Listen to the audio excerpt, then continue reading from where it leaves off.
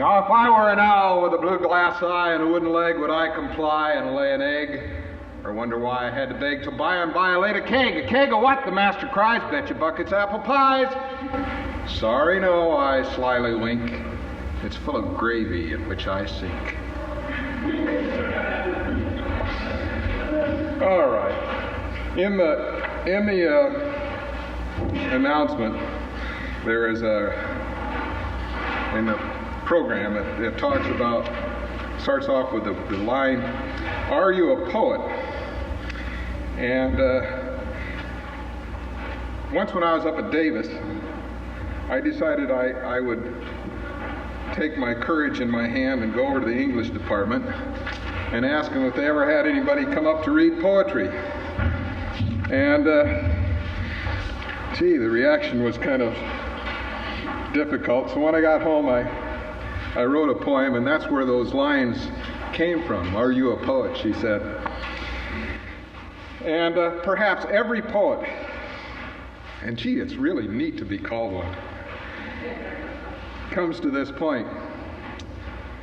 Curb standing, debate working itself to a heat, moving aimlessly in the right direction until debate resolved, I stood in the wrong, right place, and the door flirts to be opened. It won't hurt to look inside. Plunging onward, 400 style, the wrong, right room located, phones ringing, Linda blonde, short skirting to and fro. I hesitate until, at last, the room clear, head firsting into it. Well, I don't know how to say it, but dry mouth. I would like to read poetry. What? Clarification until the killing line. Are you a poet? Well, where from? Milpitas. Milpitas? Disbelief. A poet? In Milpitas? Just a minute. I will call and see if I can get a hold of the man. Call, and well, don't call us. We'll call you. Our man is in the city, talking to poets.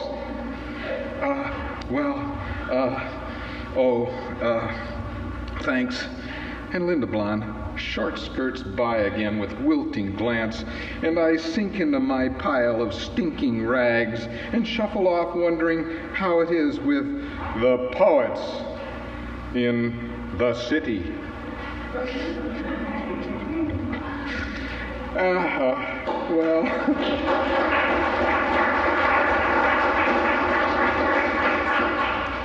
Some poems don't need to have any reason for being there other than they're just music. For instance, one called Expert Professional Advice from an Expert Professional. Expert professional what? Nothing, just expert professional. This makes no sense at all. It goes, inside my shoe are nails and things. Toenails, for one. Toenails are better than no nails. Nail to his toe with toenails. Toenail to his feet. 6 feet of nails. Nails, snails. It's all about the same unless the snails have no nails, they have no toes. What a pity. A snail with no toe for his nail. Sad, but glad. And ambidextrous, too.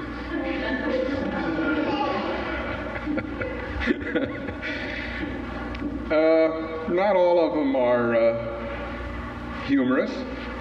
Not all of them are light. Once in a while, they get a little heavy. Not of them, all of them. Well, here's one that I kind of like. I work in a job in the corporate world, and this is a good picture of a corporate situation. It's called No Talking. There's a little Vachel Lindsay in the background here. I suppose you'll pick that up. 8 men talking in a white-walled room, empathetic sellers in a soothing syrup spoon, forward to and fro with rhythmatic beat, my heart pounding hardly, the soles upon my feet as a slowly speckled fish silently swam by, staring sadly up from his one good eye, and I wondered if other men's daughters were as safe as I. And on they droned with a mind-dulling tone till the clock struck once, and they all stopped. "Effective conversation is banned from this institution," she said, and fell forward onto her face.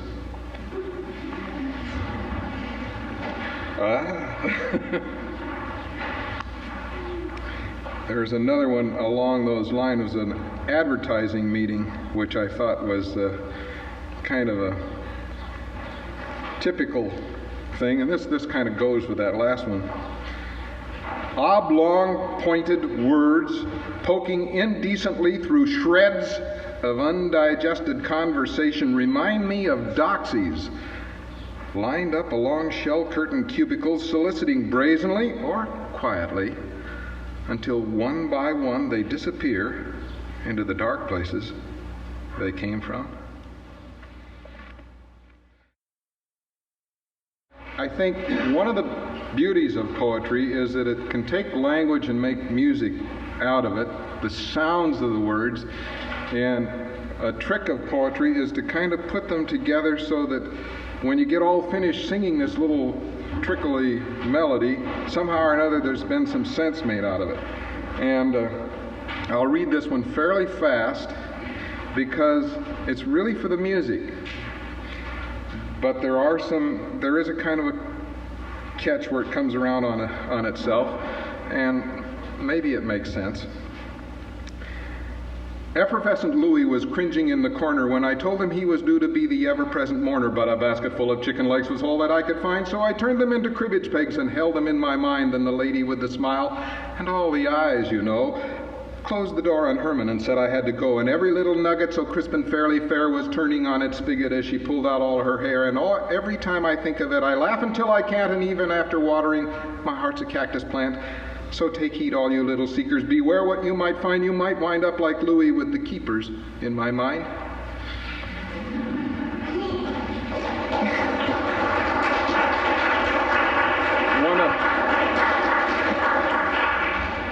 One of the forms of poetry that intrigues me is haiku. And haiku is really not an English form. I've played with it. This last January I wrote a whole bunch of them, and there are a few of them that are good. But it really is not designed for English because there is that song in haiku, and there's also the deep sense of meaning. Many years ago, back in Twin Falls, we had some fellows rooming with us, and they had been given an assignment to write a haiku poem. And probably one of the best I've ever done was quickly dashed off as an exercise in trying to define what haiku was.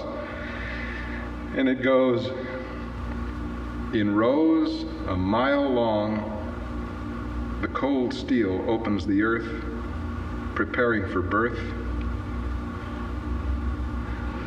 He was a farmer." Here's one.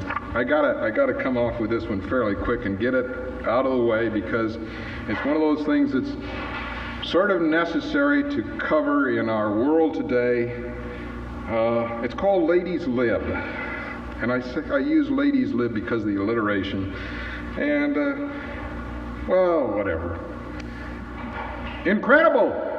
he sighed and put his foot in the furnace. "Irresistible," she chortled and turned on the blower. "Unprintable," he gasped as he reached for a match. "Unreliable," she chided as she poured on the gas. "Extravagant," he choked as the flames flared up. "Extraneous," she cheered and pushed him in.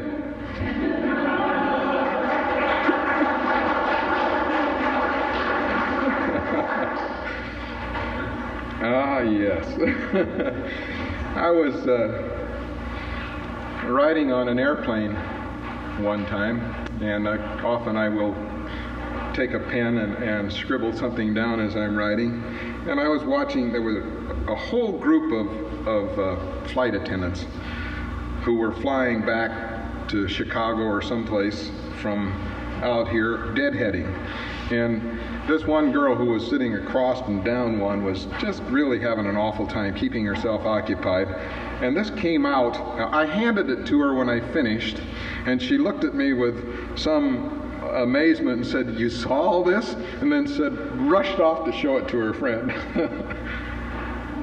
Nervously, she worked at French, but her concentration failed her as she turned to needlepoint, almost petulant in her attack, first refusing, then seeking aid in her self-conscious tender shell. But learning quickly, she shifted from green to stems to orange for O's, from stitch to stitch, until almost on purpose, growing weary of the pointed prod, the needle jumped from thread to space and disappeared forever? Perhaps. Or maybe to reappear tomorrow in the portly bottom of the matron from Michigan who flies to her granddaughter's birthday in another town like all the rest, and our girl, still protective, reads about life in life to pass the waning minutes as the deadhead ride delivers her to another town like all the rest. I had this friend in St. Mary's, Idaho, who I wrote some poems to. And she one day asked me if I would write something that she could put up on the bulletin board for all the other teachers in the school to see. So I wrote her this, and the message came back that there was no way she was going to put this on the bulletin board. I don't know, see how you feel about it. The midnight fog has taken leaf, all flung around in bold relief, and after that the sounds declare, "Put out the cat, it's my affair. The weedy song is sung too fast, the notes are wrong, the tune half cast. The misty air is sifting down, it melts the hair, it molds the crown, for nevermore the time of past. It's 10:04 and gone at last, but you'll recall the abandoned cat, the minutes spent beneath my hat, and every time he smiles at you, you'll sing my carol of morning dew." There's a series that I used to do, and I haven't done them for a long time, called the Birthday Bird Group. And on birthdays, I would tend to write little birthday poems to friends. And one of artist's favorite poems is a birthday bird poem. And you'll find owls and other birds popping up in here occasionally. The background of this has to do a little bit with some friends who came to visit, and they'd been up at Ashland actually, and she'd been out doing some sunning and had sunned a little too much in some very tender places and was having a difficult time. And so shortly afterwards, it was her birthday, and I sent this poem to her. And it starts off, "Have you ever seen a nude bird? I saw one once, walking. After all, how do you fly when all your feathers are gone? I said, 'Hey, bird.' I thought it was a he. How do you tell with a bird, even a nude one? He ignored my call at first, but I persisted, 'Hey, bird!' Stolidly he stomped on, and so did I, persisting. 'Hey, bird, what happened to your feathers?' He stopped, glaring, obviously preferring to be left unquestioned of his unadorned condition. No word was spoken, but 'Go away' was understood. Still, knowing a story when I saw one, and vaguely recognition of the foolish vanity behind the glaring glance, persistence, and I did, as the trudging tread took up again. 'Won't you get sunburned?' I tried, hopefully, for a response, and received a shrug that would have been ruffling feathers under other, more ordinary circumstances. Then, with the realization that the move had lost its significance, he stopped once more, defeat in his eyes, as he looked into mine, asking again silently, 'Have you no pity for an unfortunate victim of circumstance?' And my heart melted, but not my persistence. 'Tell me,' I tried, 'and I'll give you a boost to reach your roost. You know you can't fly.' And clearly I had touched a moment the problem yet to be encountered, which was new to my fine unfeathered friend. He considered a moment, then drawing up such of his dignity as was left, he let it all out in one line. "A bird," he said, "should never play poker with a feather merchant."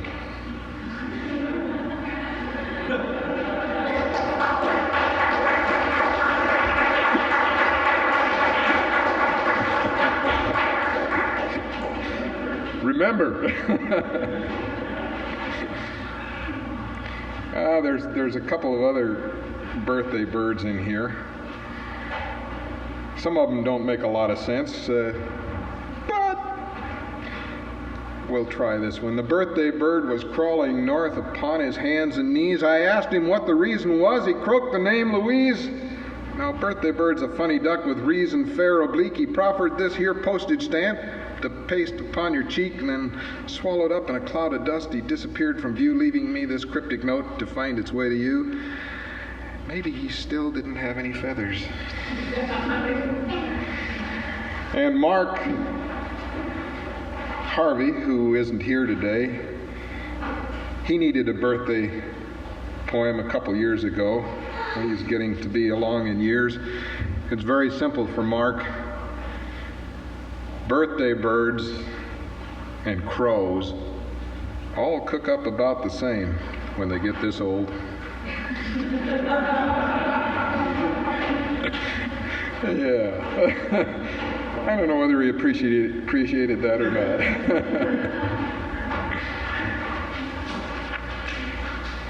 I gave you a couple of business poems.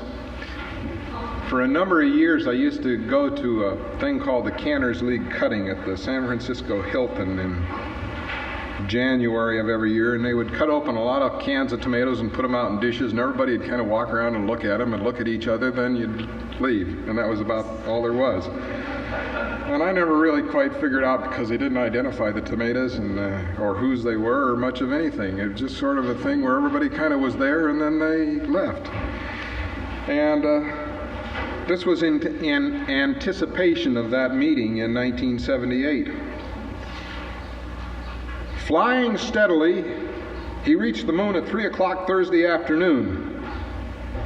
Since there wasn't much to do there, he returned home a short time later and found that nothing much had happened while he was gone. If that's all there is to it, he thought, there was really no reason to have packed my lunch.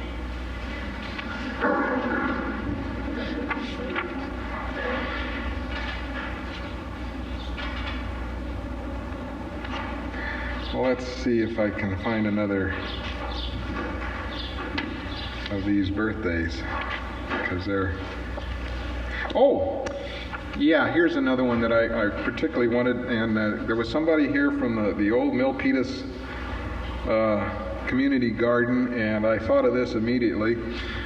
Once a girl wrote to me asking for a summer job, and I looked at the letter, and as you will occasionally, sometimes I lose my identity as a corporate type and take my courage in my hand and write back something that's not quite what you'd expect under those circumstances. So I wrote her back this: "A shy little pigweed lifts its head to the sky. There in my garden its life has begun. From a shiny black seed till the hoe came by, and in my garden its life is done." And I told her I didn't think she'd like that for a living. She wrote back and said, "I don't understand."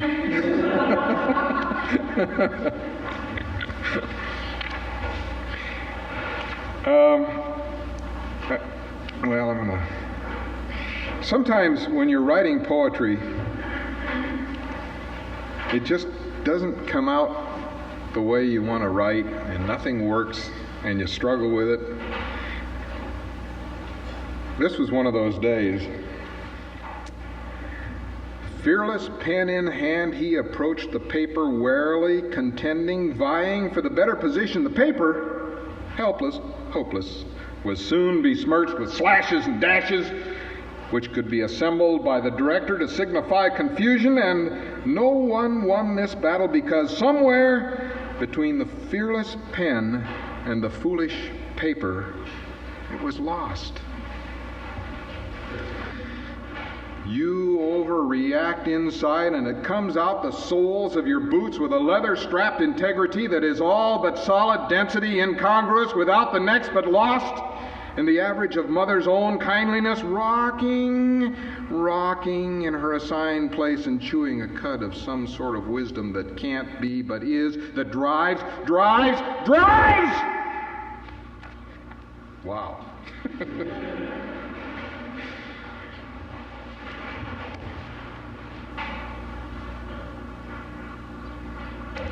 This is one I kind of like, written to a friend who had written a letter in which she was very antagonistic to the world, and I wrote this back to her. I don't know what effect it had on her. I still like it. Her soul bubbled furiously over the make-believe flame of her imagination, and great columns of intangible, dense blue smoke filled the tightly closed mind where she hid. Outside, in the clear air of introspection, her eyes watered from laughing at them all. Have you ever been asked to write in a guest book, especially a guest book that's brand new, and the person hands it to you and said, write something in there really good so that people will not just sign their name and such? Well, all right. And I sat down and wrote this as I read it in the guest book. Now, I wonder if I should make all the references before and after, but there are a lot of references in here to things that happened while we visited overnight. Simply it goes, if I wrote my name as Maximilian P. Grossmont, you might wonder who I am. But that might be closer to the truth, because I'm lost again. Before you turn the page and turn me inside out, I must create an image that will palpitate the doubt. So I'll turn my hat around with my face upon the floor and multiply the mystery that after came before. A notice in the mailbox of things with postage due, a complicated cattle car, and multitudes of moo. Flavors spiked like sassafras. He jumped upon my hat and shook it out the window to replace the welcome mat. Now, feeling sort of stepped upon, I rivet up my pants. I'll put my face on backward and take a second glance. I'll sidle through the window and out the kitchen door while the pine trees throw their branches to even up the score. And you can turn the lights out, but it won't do any good because I moved the organ and chopped up all the wood. And if that isn't good enough, call me by my name, Maximilian P. Grossmont. Too bad I never came.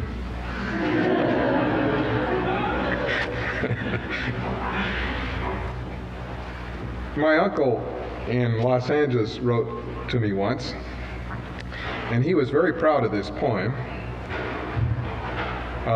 And somebody asked me if I still deal with onions and carrots and things like that. Yeah, I do. He wrote and asked me, why do carrots grow, or a bean, and why the way they grow, or just do they? So I sat down and wrote back to him. I asked my carrot, why do you grow? As her green waved in the wind. She said nothing, but stood there, impudent, and grew a little more.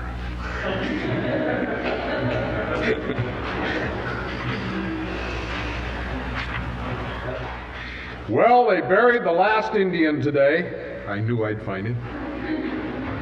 And it isn't even winter yet. No more beards for the old man. They're all close-shaved anymore anyway. He waited too long to carve that notch. The only real one he ever could have had, and all the rest were sort of pretend, and in a way, so was the last Indian. Is it time for music?